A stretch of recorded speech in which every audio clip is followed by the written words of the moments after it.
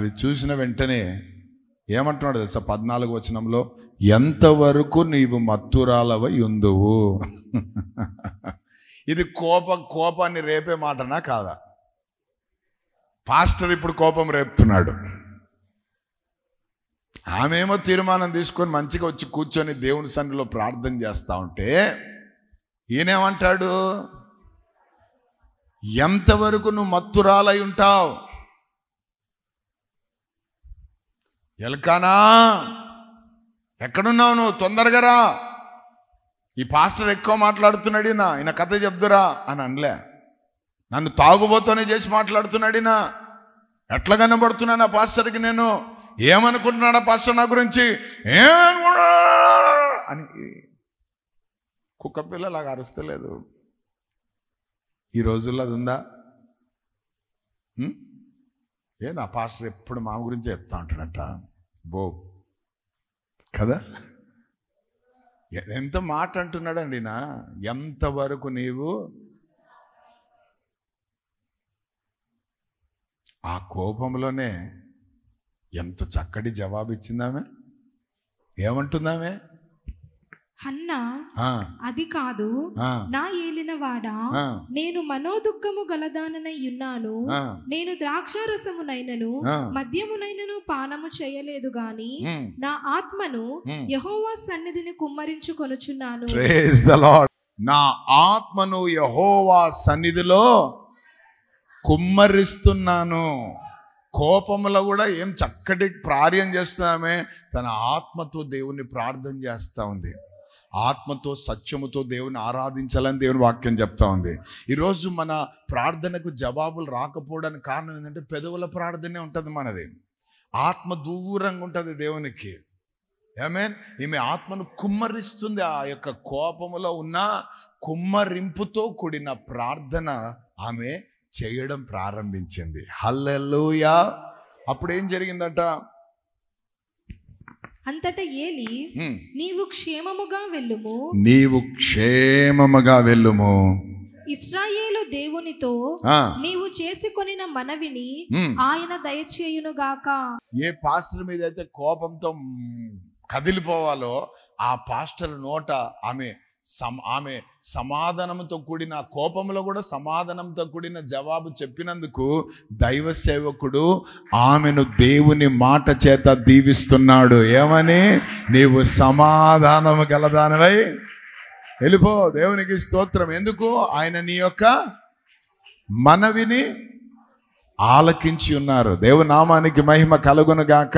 నీ ప్రార్థనకు దేవుడు జవాబు దయచేయబోతున్నాడు. దేవునికి స్తోత్రం. హల్లెలూయా. నీవు కోపంలో ఉన్నా ఆ కోపంలో చక్కటి తీర్మానం తీసుకున్నావు, చక్కటి మాట మాట్లాడావు దేవుని సన్నిధిలో, చక్కటి మొక్కుబళ్ళు చేసుకున్నావు దేవుని దగ్గర. ఆ మొక్కుబళ్ళను చేసుకొని చక్కగా సేవకుడు దగ్గర నువ్వు సరైన రీతిలో ప్రత్యుత్తరం ఇచ్చావు. కాబట్టి నీ ప్రార్థన ఏమైంది? దేవుడు ఆలకించి ఉన్నాడు. దానికి నువ్వేం పొందుకోబోతున్నావు? దేవునికి స్తోత్రం. చేసిన మనవిని ఆయన దయచేయును గాక అని ఆమెతో చెప్పగా దేవునికి స్తోత్రం. హల్లెలూయా. కాబట్టి ఆ స్త్రీ ఏం చేసిందంట? తర్వాత 18. ఆమె అతనితో, నీ సేవకురాలైన నన్ను నీ దృష్టికి కృప నొందుదును గాక అనెను. తరువాత ఆ స్త్రీ తన దారిని వెళ్ళిపోయి భోజనము చేయుచు నాట నుండి దుఃఖముఖిగా నుండుట మానెను. అందరూ ఆమేన్ చెప్దాం. హల్లెలూయా. కొన్నిసార్లు కోపంలో చేసినా మంచిగా చేస్తుంటాం మనం. ఆ రోజు నుండి ఆమె ఏమైపోయిందట? దుఃఖము లేదు, దుఃఖం ముక్కురాలుగా లేకుండా సంతోషంగా, సమాధానంగా, నెమ్మదిగా, దేవునికి స్తోత్రం, ఏ విసుగు పడకుండా హల్లెలూయా ఆమె ప్రభులో ఆనందిస్తూ ప్రభులో సాగిపోతా వచ్చింది. దేవుని నామానికి మహిమ కలుగును గాక. వాక్యం అంటది, దేవుడు హన్నాను జ్ఞాపకము చేసుకొనెను. దేవునికి స్తోత్రం. హల్లెలూయా. కొన్నిసార్లు మన ప్రార్థనకు జవాబు రాకపోవడానికి కూడా కారణం ఏంటంటే మనం దేవుని దగ్గర కొన్ని ఒప్పుకోము, ఒడంబడిక చేసుకోము, మొక్కుబడి చేసుకోము. చెయ్యండి, తప్పేం లేదు. నీ మొక్కుబడి కోసమే ఆలస్యమేమో. ఏమే దేవుని మీద కోపపడద్దు. కోపం ఉన్నా ప్రార్థన మాత్రం ప్రైజ్ ది లార్డ్. బీపీ పెరిగినప్పుడు చక్కటి ప్రవర్తించాలి. ఆమేన్. దేవుని నామానికి మహిమ కలుగునుగాక. హల్లెలూయా. ఎంత అద్భుతమైన విషయం. ఇక్కడ చాలా విషయాలు మనకు పరిశుద్ధాత్మ నేర్పిస్తున్నాడు. దేవుని నామానికి మహిమ కలుగునుగాక. కోపములో అద్భుతమైన ప్రార్థన హన్నా చేసింది. ఆ ప్రార్థనకు దేవుడు ఏమిచ్చాడు? సమూయేలు అనే జవాబును దేవుడు దయచేశాడు. హల్లెలూయా. ఎంత గొప్ప విషయం కదా. ఈరోజు మనం కూడా ఎల్లప్పుడూ ప్రార్థన చేయడానికి దానిప్పుడు పరిస్థితులు కోపాలు రేపుతుంటారు. ఆ కోపంలో కూడా మనం ఏం చేయాలా? ఆ ప్రార్థన ఎట్లుండాలా? దేవునికి వినసొంపుగా ఉండాలి. అది అంగీకరించే రీతిగా ఉండాలి. అది చక్కగా ఉండాలి. ప్రజలు మనల్ని విసికించినప్పుడు కూడా ప్రార్థన చేయాలా? దేవునికి స్తోత్రం. హల్లెలూయా. ప్రభు అన్నాడు విసుకకుండా. కాబట్టి విసుగు లేకుండా మనం ప్రార్థన చేయాలి. విసుక్కున్నామా రిస్కులో పడతాం. ఆమేన్. కాబట్టి చక్కటి ప్రార్థన హన్నా చేసింది తన కోపంలో కూడా. సో ఈరోజు కోపం వస్తే నువ్వేం చేస్తున్నావు? ప్రశ్న వేసుకో. ఆమేన్. ఇంకొక ఆయన కోపంలో ఏం చేశాడో చూద్దాం. పండి 2 రాజులు 1వ అధ్యాయము 8వ మాట. 2 Kings 1st chapter 8th verse. 2 రాజులు 1:8. అందుకు వారు అతడు గొంగలిని ధరించుకొని నడుమునకు తోలుదట్టి కట్టుకొనిన వాడని ప్రత్యుత్తరం ఇయ్యగా ఆ మనుష్యుడు తిష్బీయుడైన ఏలియా అని అతడు చెప్పెను. వెంటనే రాజు 70 మందికి అధిపతి అయిన యొకనిని వాని 70 మందితో కూడా ఏలియా యుద్ధకు పంపెను. అతడు కొండ మీద కూర్చొని ఉండగా అధిపతి ఎక్కి అతని సమీపమునకు పోయి, దైవజనుడా, నీవు దిగిరావలనని రాజు ఆజ్ఞాపించుచున్నాడనెను.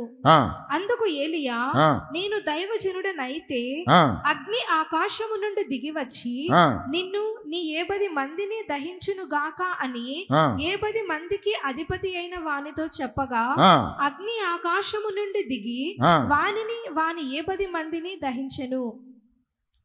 ఓయమ్మా, మనమేదో బలిపీఠం దగ్గర అగ్ని తెప్పించాడు అనుకున్నాము, కానీ ఏలియా అంటే అగ్ని తెప్పిస్తాడు. హల్లెలూయా. ఈయన కోపం వచ్చిందంటే అగ్గే. పక్కన వాళ్ళతో చెప్పండి అగ్గే అని. ఫైర్ ఆన్ యూ అంటుంటే ఏదో అనుకున్నది, ఇదే అగ్ని. ఏలియా ప్రవక్త, రోషం కలిగిన ప్రవక్త. Praise the Lord. హల్లెలూయా. ఈ అహాజు అనేవాడు ఏం చేశాడంటే మంచం మీద ఉన్నాడు, కింద పడి మంచం ఎక్కాడు. వాడు ఏం చేశాడు? వాడు రాజు కదా, వాడికున్న అధికారము చూపించుకోవాలని ఒక వ్యక్తిని పిలిచి వానితో కలిసి ఒక 80 మందిని తీసుకొని పోయి 80 తీసుకొని పోయి సేవకుని పిలుచుకురాపో మా ఇంటికి అన్నాడు. వచ్చి, ఓ దైవజనుడా, రాజు పిలుస్తున్నాడు రా అనగానే, ఎట్లా కనబడుతున్నాడు రా నేను నీకు? నేను నిజముగా దైవజనుడనైతే నీ మీదికి, ఆ 80 మంది మీదికి ఆకాశము నుండి అగ్ని దిగి వచ్చి, అంటే దైవ సేవకులకు అంత పవర్ ఇచ్చాడు దేవుడు. హల్లెలూయా. అందుకే ఎవరితో పెట్టుకున్నా వాళ్ళతో పెట్టుకోవద్దు, అగ్గి దిగుతుంది. ఆమేన్. కోపం వచ్చింది ఏలియాకు. కారణం ఏంటంటే వారు ప్రవర్తించిన విధానం సరిగ్గా లేదు. Their behaviour is not good. వారు సరైన రీతిలో ప్రవర్తించడం లేదు. దాంతోడు వాడు పడిపోయినోడు. వాడు దైవ సేవకులు అంటే కొంతమంది చీపుగా చూస్తూ ఉంటారు. ఏం చేస్తాడు అబ్బాయి అంటే, సేవకుడు అండి, సేవ చేస్తాడు. సేవకుడా? వద్దులే బ్రదర్. హల్లెలూయా. పిచ్చోడా, ఒక్క సేవకుడు నీ ఇంట్లోకి వస్తే వారిని బట్టి 1000 తరాలను దేవుడు ఆశీర్వదిస్తాడు. సేవకుడు అంటే మామూలు విషయం కాదు. ఆమేన్.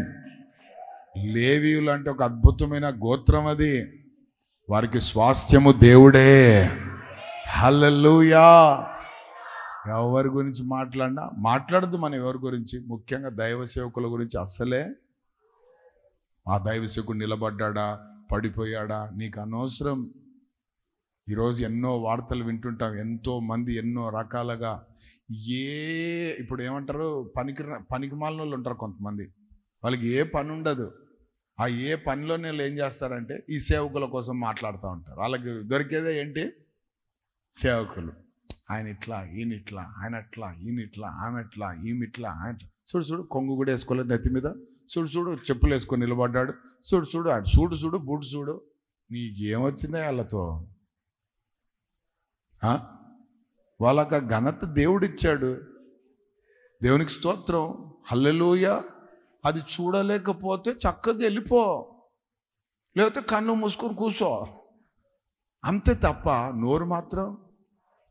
దావీదు దేవునికి హృదయానుసారుడు, ఇష్టానుసారుడు కావడానికి కారణం ఏంటంటే అభిషేకింపబడిన వారితో ఆడుకోలేదు దావీదు. సౌలు పడిపోయినోడే, కానీ ఆ నెత్తి మీద అభిషేకం ఉంది. పొరపాటున ఆయన టచ్ చేస్తే, మనం టచ్ చేస్తే దేవుడు మనకు పునాదులు ఉండవరా, ఎందుకు వచ్చిన గొడవ అని గమ్మునున్నాడు ఆయన. కోపం దావీదు కూడా ఉంది, మామూలుగా లేదు. కానీ దావీదు తన కోపాన్ని కంట్రోల్ చేసుకున్నాడు. కారణం ఏంటి? ఆయనకు తెలుసు అభిషేకంలో ఉన్న ప్రభావం ఎటువంటిదో.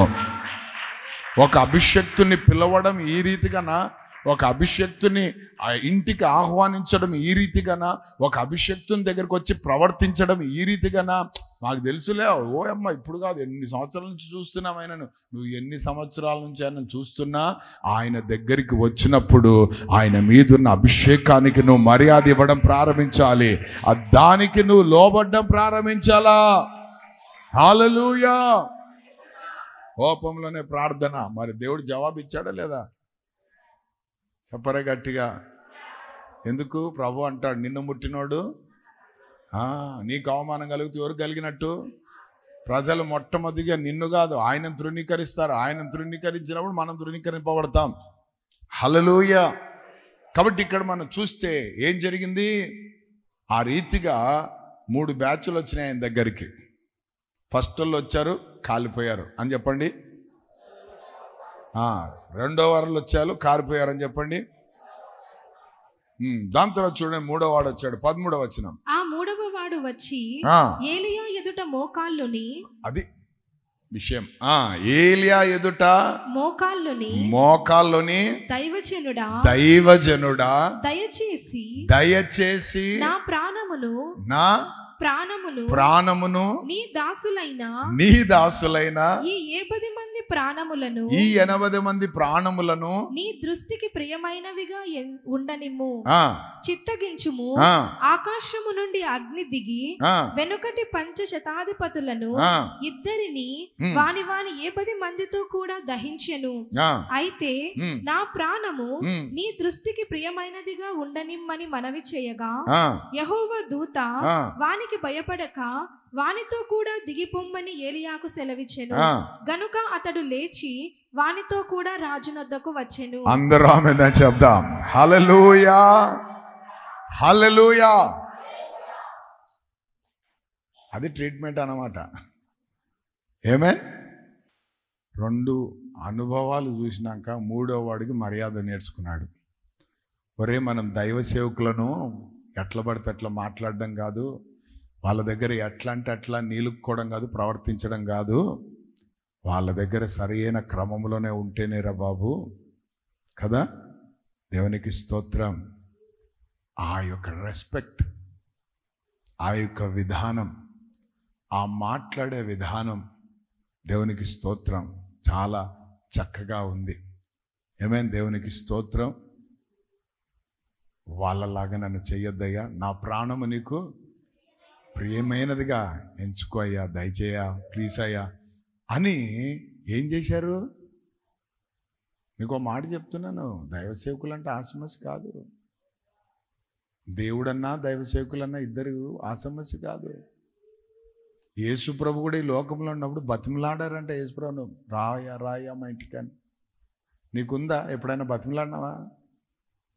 వస్తే వస్తాడు, లేకపోతే ఆయనకు టైం ఉంటే వస్తాడు, లేకపోతే వస్తాడు. ఈయనకు టైం ఉండదు, ఆయనకు రాడు. ఏమేన్ మళ్ళీ ప్రచారాలు ఏంటి? మా సేవకుడు బిజీ కదా, పిలిచినా రాడు అని. పిలుపులో సరిగ్గా లేనట్టుంది, అందుకే ప్రభు అనుమతించడం లే. ఇలా పిలుపు సరిగ్గా లేదు, ఉద్దేశాలు సరిగ్గా లేవు, అందుకే అగ్గి దిగొచ్చి పడింది పైన. కానీ వీడొచ్చిన వాడు మాత్రం తగ్గింపుతో కూడిన, వినయముతో కూడిన, జాగ్రత్తలతో కూడిన, ఈయన దగ్గర ఏది మాట్లాడినా ప్రమాదమేరా, జాగ్రత్తగా ఉండాలి. అగ్గి ఉంటుంది వీళ్ళ పైన. ఈ అగ్గిని మనం ఎప్పుడు కూడా, ఈ కొరివితో మనం ఎప్పుడు కూడా కాలిపోతాం, ఎందుకు వచ్చిన గొడవ అని చెప్పి ఏం చేశారు? చాలా జాగ్రత్తగా. ఒక ఆయన నా దగ్గరికి వచ్చి ఏడుస్తున్నాడు, అన్న మీరు ఉంటేనే అన్న మాకు మర్యాద ఇచ్చేది, మీరు లేకపోతే అలా పట్టించు. అంతే మరి, ఉండు నా దగ్గరే. ఆమెన్. సొంత ప్రయత్నాలు చేసి సొంత వ్యవహారాలు చేసినామంటే ఎవడు మర్యాద ఇయ్యాడు. గుర్తుపెట్టుకోండి, తల్లిదండ్రులు ఉన్నప్పుడే పిల్లలకు మర్యాద ఉంటుంది. తల్లిదండ్రులను అందుకే బాగా చూసుకోవాలా. ఏమేన్, దేవునికి స్తోత్రం. వాళ్ళేరు అనుకో, బాగా చూసుకున్నాం అనుకో, వాళ్ళ పేరు ఉంటుంది మళ్ళా నీ పైన. అబ్బా వాళ్ళ పిల్లలు సూపర్ రావు బా. ఆమెన్. పిచ్చి వేషాలు వేసినామనుకో, దేవునికి స్తోత్రం, వేరేగా ఉంటుంది. Hallelujah. So we should be very careful, చాలా జాగ్రత్తగా ఉండాలి. అగ్గి ఉంటుంది మరి పైనుంచి. దేవునికి స్తోత్రం. అమాయకంగా ఉంటారు, అరిగిపోయిన చెప్పులు వేసుకొని, చీనిపోయిన షర్ట్లు వేసుకొని, బట్టలు వేసుకొని, తినడానికి సరిగ్గా తిండి ఉండదు, ఉండడానికి సరిగ్గా ఇల్లు ఉండదు. ఏం లేదు, చిన్న సేవకుడు, పేద సేవకుడు అని నువ్వు అనుకోవచ్చు. అగ్గి ఉంటుంది భద్రం. వాళ్ళను కూడా మనం మర్యాద ఇచ్చి పిలవలసిందే. పిచ్చి వేషాలు వేసినావా, అగ్గే. ఆమేన్. హల్లెలూయా. గాడిది మోసింది ఎవరిని? సృష్టికర్త అయిన దేవుని మోసింది గాడిదే. హల్లెలూయా. దేవునికి స్తోత్రం. హోసన్నా జయమని పాడారు. మరుసటి రోజు ఆ గాడిదకి పెద్ద విలువ ఇచ్చిండారు. ఎందుకు? గాడిదేది. ఆమేన్. ప్రభు మన మీద ఉన్నంత వరకు విలువ, తల్లిదండ్రులు మనతో ఉన్నంత వరకు విలువ, భర్త ఉన్నంత వరకు విలువ. మా ఆయన ఉన్నప్పుడు ఎంతో బాగా చూసుకునే వాళ్ళన్న, మా ఆయన ఉన్నప్పుడు ఎంతో, ఇప్పుడు ఎవ్వడు అంతే. అందుకే ఉన్నప్పుడు బాగా చూసుకోమ్మా, చూసుకుంటే ఇట్లా కాదు, భద్రంగా ఆరోగ్యం చూసుకోవాలి. అది ఆహారం తింటున్నారా లేదు చూసుకోవాలి. అది ఇవన్నీ టేక్ కేర్ ఉండాలా, కేర్ టేకర్గా ఉండాలా. దేవునికి స్తోత్రం. హల్లెలూయా. జీతాలు సంపాదించి కష్టపడి పనులు చేసుకొని వచ్చి మీ పొట్టలు నింపడానికి వాళ్ళు ఎన్ని ప్రయత్నాలు పడుతున్నారో ఆ ప్రయత్నాలన్నింటినీ మనసులో పెట్టుకొని వచ్చినప్పుడు ఒక గ్లాస్ నీళ్ళు ఇస్తే చాలు, వాళ్ళు అన్నీ మర్చిపోతారు. అది పక్కన పడేసి వచ్చినప్పుడు నుంచి అది లేదు ఇది లేదు ఇది లేదంటే ఫైర్ అంటాడు వాడు. అంతే. ఇంకా దేవునికి స్తోత్రం. అగ్గి దిగుతుంది ఇంటిపైకి. ఆమేన్. హల్లెలూయా. Praise God. ఆమేన్. ఒకటి వాళ్ళు ఉన్నప్పుడే విలువ. నువ్వు ఒక సంఘానికి వచ్చినావు, ఈ సంఘంలో స్థిరంగా నిలబడాలి, అప్పుడే నీకు విలువ ఉంటుంది కూడా. కోతిలాగా 10 సంఘాలు తిరుగుతున్నావు అనుకో, ఇక్కడి నుంచి అక్కడికి, అక్కడి నుంచి నీకు ఎవడు విలువ ఇయ్యాడు. అది గుర్తుపెట్టుకోండి. మనం ఏమనుకుంటామంటే, ఎవరైనా దయచేసి ప్లీజ్ ఏమనుకోద్దు, వాళ్ళ గురించి మాకు బాగా తెలుసు. ఒక్క దగ్గర కుదురుగుండరన్నా. వాళ్ళకు మీ ఆత్మీయ తండ్రి ఎవరు అని చెప్తే ఇప్పుడు చెప్పలేరు వాళ్ళు. ఎందుకు? మర్యాద ఉండదు. మీకు తెలియదు ఆ విషయం, చెప్తున్నాను నేను. ఎందుకంటే బయట మేము మాట్లాడుకుంటుంటాం, సేవకులం కాబట్టి చెప్తుంటారు కొంతమంది. ఏం పాస్టర్ గారు మీ వాళ్ళు మా దగ్గరికి వచ్చారని అడుగుతారు కొంతమంది. ఏమో. దేవునికి స్తోత్రం. హల్లెలూయా. నీ దేవునికి, నీ సేవకులకు, నీ సంఘానికి, నీ తల్లిదండ్రులకు, నువ్వు చేసే పనికి, వ్యాపారం ఎక్కడ వినా విలువ. ఇచ్చినావులే జీతం, ఏమిచ్చినావు మేము చేసిన 1000 ఇచ్చినా 2000 ఇచ్చినా చాలా వందనాలయ్యా, థ్యాంక్ యూ. ఆ విలువను ఎప్పుడైతే ఇవ్వడం ప్రారంభిస్తావో దేవునికి స్తోత్రం, మహా అభివృద్ధిలోకి వెళ్తావు. లేకపోతే అగ్గి దిగుతుంది పైన. అగ్గి దిగి వచ్చి కాలుస్తుంది అంతే. అడ్రస్ ఉండవు ఇక మనం. కాబట్టి మనం జాగ్రత్తగా మెదులుకోవాలి. ఈయన కోపంలో ప్రార్థన చేసినా దేవుడేమి ఇచ్చాడు? ఆయనకు జవాబు ఇచ్చాడు. దేంతో చెప్పరే గట్టిగా? అగ్నితో. అందరూ ఆమెందని చెప్పండి. అక్కడేమో కుమారుడితో, ఇక్కడేమో అగ్గితో. దేవునికి స్తోత్రం. హల్లెలూయా. దేవుని నామానికి మహిమ కలుగును గాక. ఆమేన్. కానీ మూడో వాడు మాత్రం తప్పించబడ్డాడు. వాడు మాత్రం మోకాళ్ళ మీదకి వచ్చి తన్ను తాను తగ్గించుకొని, ఈ తగ్గింపు అనేది అన్నిటికంటే మంచి గుణలక్షణం. నువ్వు ఎంత ప్రార్థన చేస్తున్నావు, ఎంత వాక్యం తెలుసో, నువ్వు ఎంత సువార్త చేస్తున్నావు, ఎంత పరిచర్య, ఇవంతా నెక్స్ట్ లాస్ట్. కానీ ఫస్ట్ ఏంటంటే తెలుసా? హంబుల్నెస్, తగ్గింపు. ఇది ఎంత ఎక్కువగా ఉంటే నీ జీవితంలో నువ్వు అంత ఉన్నతమైన స్థితికి వెళ్తావు. హల్లెలూయా. తన్ను తాను తగ్గించుకునే వాడే. ఒకరిని హెచ్చించేవాడు ఆయనే అని ఆయన చెప్పాడు. మళ్ళీ ఆయన ఏమంటాడు? ఎవరైతే తన్ను తాను తగ్గించుకుంటారో, ప్రైజ్ ది లార్డ్, హల్లెలూయా. ప్రార్థన చెయ్యండి ఎల్లప్పుడూ, అనగా అన్ని వేళలలో, అన్ని సమయాలలో, అన్ని పరిస్థితుల మధ్యలో,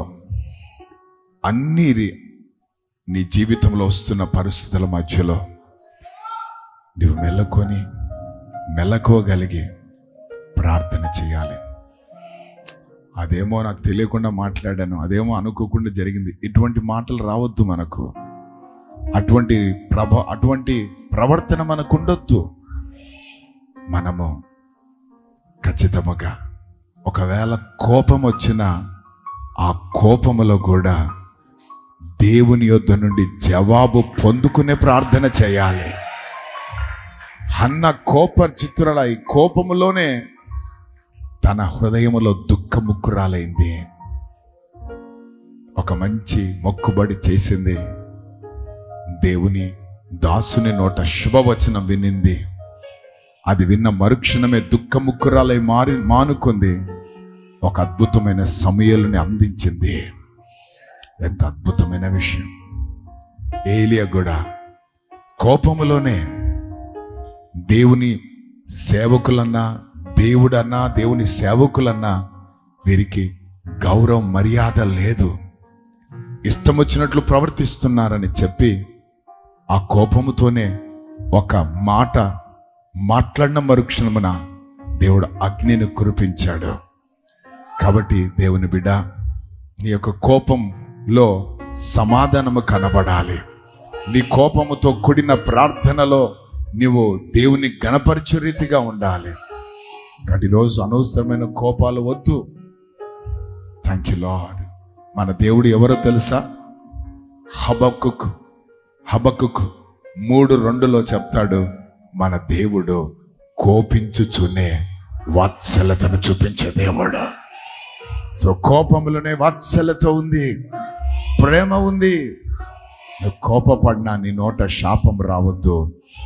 ప్రేమతో నింపబడి నీ శత్రువుల సహితం వాళ్ళను దీవించే రీతిగా నువ్వు మార్చబడాలా. అటువంటి ప్రార్థన జీవితం మనం కలిగి ఉందాం. ప్రభువా నీకు వందనాలు. విత్తబడిన మాటలన్నిటిని బట్టి వందనాలయ్యా. మా అందరితో మీరు మాట్లాడారు, మీకు వందనాలు. మేము విసుకొచ్చినప్పుడు ప్రార్థన చేయాలి, నిద్ర వచ్చినప్పుడు ప్రార్థన చేయాలి, తింటున్నప్పుడు ప్రార్థన చేయాలి, పడుకునే ముందు ప్రార్థన చేయాలి, నిద్రలో కూడా మేము ప్రార్థన చేయాలి ప్రభువా. నడుస్తున్నప్పుడు, కూర్చున్నప్పుడు, ఆలోచిస్తున్నప్పుడు, ప్రతి దాంట్లో ప్రార్థన, ఎల్లప్పుడూ ప్రార్థన ఉండాలని మీరు మాకు నేర్పించారు. కోపములో కూడా ప్రార్థన ఉందని మేము నేర్చుకున్నాం ప్రభా. ఆ కోపముతో కూడిన ప్రార్థనలు కూడా కార్యంలో జరుగుతాయని మేము నేర్చుకున్నాము నాయన. చరిత్రలను సృష్టించే కార్యాలు జరుగుతాయని మేము నేర్చుకున్నాం ప్రభా. అటువంటి జీవితం మాకు దయచేయండి ప్రభా. తండ్రి, అనవసరంగా కోపపడి ప్రభా పాపం చేసేవారుగా ఉంటున్నామయ్యా నాయన. ఊరికి కోపపడి నాయన నోరు పారేసుకున్న వారుగా ఉంటున్నాము నాయన. ఊరికి కోపపడి నాయన తండ్రి మా ఇంటిని ఊడబెరుక్కునే వారిగా ఉంటున్నాము నాయన. కోపముతోనైనా సంసారంలో బజారు పాలు చేసేవారుగా ఉంటున్నాము నాయన. తండ్రి, అటువంటి జీవితాల్లో మాకు వద్దయ్యా. తండ్రి, మీకు వందనాలు, స్తోత్రాలు ప్రభా. మీ యొక్క సన్నిధిలో నాయన మేము నాయన గొప్ప దేవ తండ్రి, మేము చక్కగా సాగిపోయే కృప మాకు దయచేయండి తండ్రి. మీకే వందనాలు, స్తోత్రాలు. విత్తబడిన మాటలు ప్రతి ఒక్క హృదయములో నౌరంతలుగా ఫలింపజేయమని మీకే స్తుతి, ఘనత, మహిమ, ప్రభావాలు చెల్లిస్తూ యేసుక్రీస్తు అతి పరిశుద్ధమైన, సాటిలేని, ఉన్నతమైన, మహోన్నతమైన నామములో ప్రార్థిస్తూ వేడుకుంటున్నాం మా పరలోకపు తండ్రి. ఆమేన్. ఆకాశమందు